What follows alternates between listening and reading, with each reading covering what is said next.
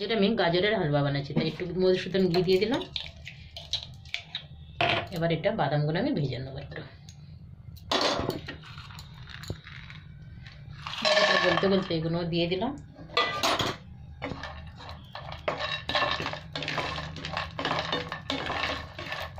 ভেজে নিলে খুব সুন্দর একটা সেন্টও আসে, ভালো লাগে। আমার কাজু কিশমিশগুলো ভাজা হয়ে গেছে। কিশমিশ তো ফুলে একদম গোল গোল হয়ে গেছে। কাজুও ভাজা হয়ে গেলে এবার আমি তুলে নিলাম, আর একটুখানি ঘি দেবো, দিয়ে গাজরটা দিয়ে দেবো। আর 1 চামচ ঘি আমি দিয়ে দিলাম এতে। এবার আমি গাজরগুলো তুলে দেবো। এটা বন্ধ করো।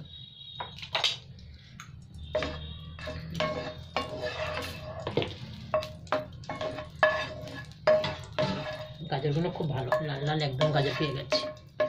আর যত লাল হয় গাজরগুলো অতই ভালো হয়, কালারটাও খুব সুন্দর আসে। চলো, ঘিটা আমার গলে গেছে, এবার আমি গাজরগুলো দিয়ে দিলাম।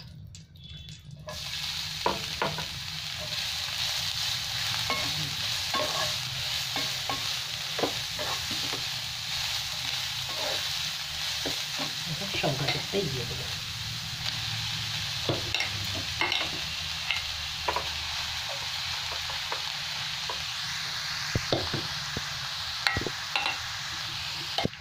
এখানে 2 চিমটির মতন নুন দিয়ে দিলাম।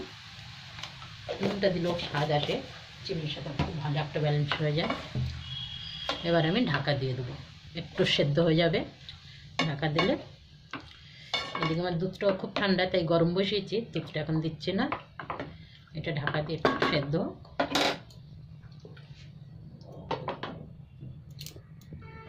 এবার আমি ঢাকা খুলে দেখলাম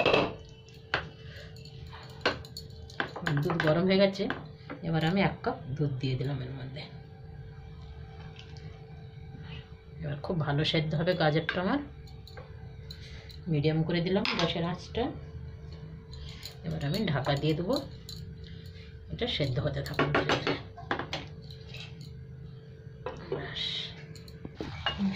এবার ভালো সেদ্ধ হয়ে গেছে। এবার দুধটা শুকিয়ে গেলে আমি এখানে খোয়া দিয়ে দেবো। আর একটু দুধ শুকিয়ে যাক, তারপর চিনিও দেবো আমি।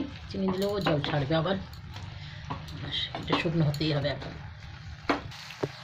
এখানে আমি চিনি দিয়ে দিলাম 2 বাটি, 1.5 বাটি। এবার খুব ভালো করে মিক্স করবো এটাকে। তারপর আমি খোয়াটা দিয়ে দেবো। এবার আমি 250 খোয়া দিয়ে দিলাম এর মধ্যে। খুব সুন্দর। এবার পুরোটা মিক্স করতেই থাকি আমি। চিনিও গলে গেছে, খোয়াটাও গলে যাবে।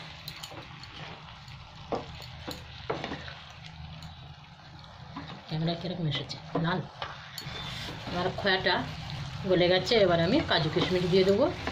আর একটু টাইট হবে, এতে শুকনো শুকনো হবে, তবে ভালো হবে। এটা ঘিও ছেড়ে দিবে, দুধটা যা আছে শুকিয়ে যাবে।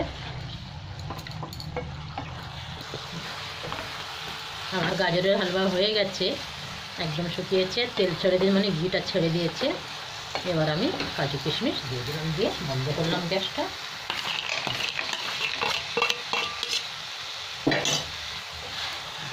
সুন্দর হয়েছে, ঘিও ছেড়ে দিচ্ছে সাইড থেকে।